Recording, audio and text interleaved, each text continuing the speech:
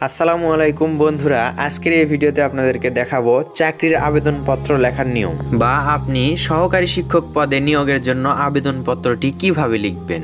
আশা করি ভিডিওটি দেখার পর আপনি পুরোপুরি বুঝতে পারবেন এবং নিজে নিজে লিখতে পারবেন।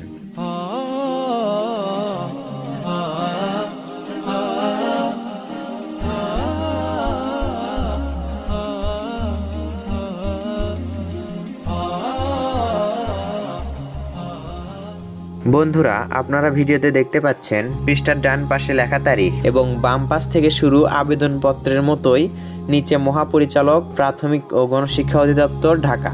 বিষয় সহকারী শিক্ষক পদে নিয়োগের জন্য আবেদন। বিষয়টি উল্লেখ করে লেখা শুরু করলাম।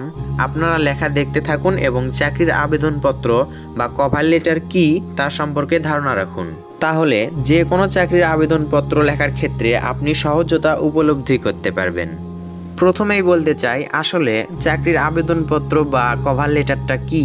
আপনার পুরো সিভির একটি সংক্ষিপ্ত রূপ কিংবা আপনি কোন পদে আবেদন করছেন এবং HR ম্যানেজারকে আপনার সিভিটি দেখতে বাধ্য বা আকৃষ্ট করার জন্য আধুনিক যুগের অন্যতম হাতিয়ার হলো আবেদনপত্র বা কভার লেটার।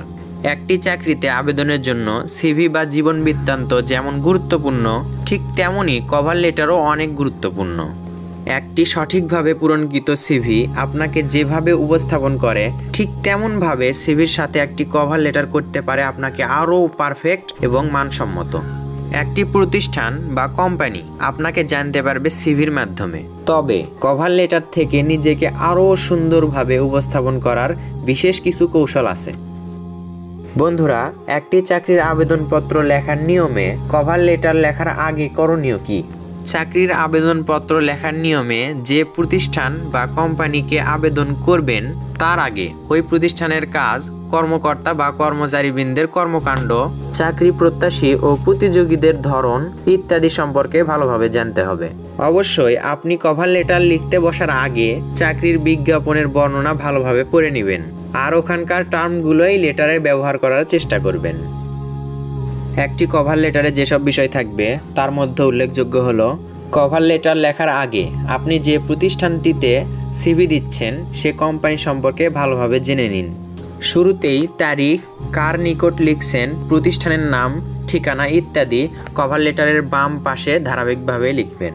কোন পজিশনের জন্য আপনি অ্যাপ্লাই করছেন সেটি সাবজেক্টে উল্লেখ করবেন।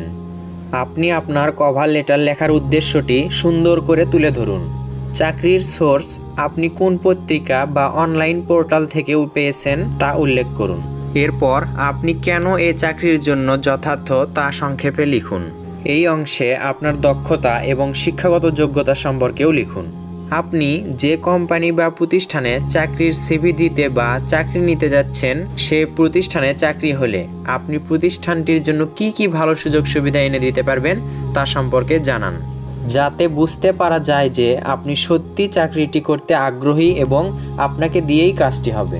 বন্ধুরা, এই হলো কভার পৃষ্ঠার মধ্যে লেখা, কিন্তু চাকরির আবেদন লিখতে আমাদের বেশ কিছু সতর্কতা অবলম্বন করা উচিত। সেগুলোর মধ্যে হচ্ছে, সব সময় ছোট করে কভার লেটার লিখতে হবে এবং মার্জিত ভাষায় কভার লেটার লিখতে হবে। পাঠকের মনোযোগ আকর্ষণ করার জন্য একটি সুন্দর ও সাবলীল বাক্য দিয়ে শুরু করুন। তবে অনেকেই কভার লেটারে লিখে থাকেন যে এই চাকরিটি পেলে তিনি ধন্য হবেন বা তার এই চাকরিটি ভীষণ প্রয়োজন। এটি লেখা উচিত না, কারণ নিয়োগকর্তা এসব নয়, বরং জানতে চান কেন আপনি এই কাজের জন্য যোগ্য। তাই সেই কথাটিকেই সংক্ষিপ্তকারে অথবা কার্যকরভাবে তুলে ধরুন।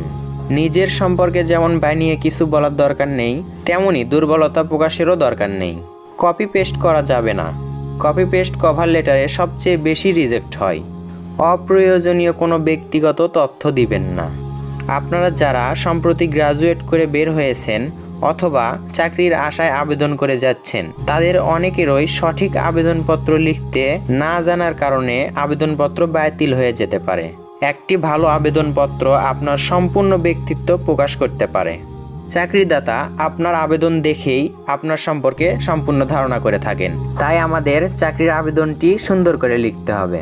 আশা করি একটি চাকরির আবেদন সম্পর্কে সম্পূর্ণ ধারণা দিতে পেরেছি। ভিডিওটি ভালো লাগলে লাইক করবেন এবং শেয়ার করে আপনার নিজের টাইমলাইনে রেখে দিতে পারেন। প্রয়োজনীয় ভিডিও পেতে কমেন্ট করে জানাবেন। আল্লাহ হাফেজ।